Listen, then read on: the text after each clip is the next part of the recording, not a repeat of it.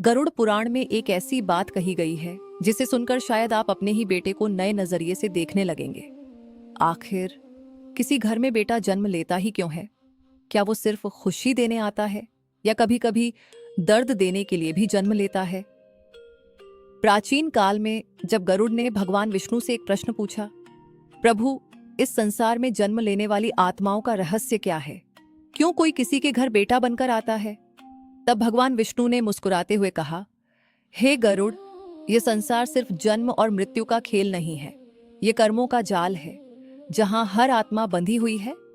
भगवान विष्णु बोले, जब किसी घर में बेटा जन्म लेता है तो समझ लेना वह आत्मा उस परिवार से पहले भी जुड़ी हुई थी।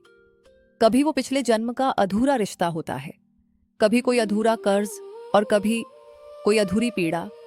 हाँ, कुछ आत्माएं प्यार चुकाने आती हैं तो कुछ दर्द लौटाने भी। गरुड़ ने घबराकर पूछा, प्रभु, क्या बेटा अपने ही माता पिता को दुख दे सकता है?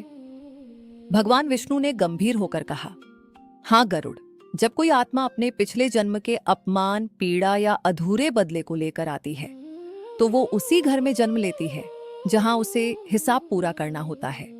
और फिर वो बेटा बनकर जन्म लेता है।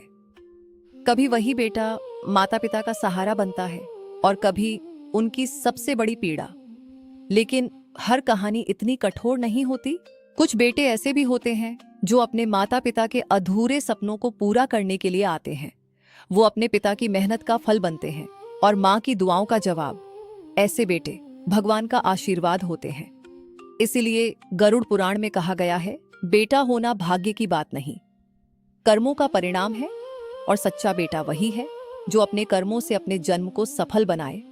क्योंकि जिस घर में माता पिता की आंखों में आंसू होते हैं वहां कोई भी सुख ज्यादा देर तक नहीं टिकता।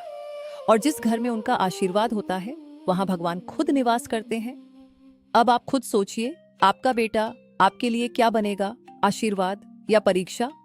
और हाँ, अगर आपको यह वीडियो अच्छी लगी है तो कमेंट में जय श्री हरि जरूर लिखें।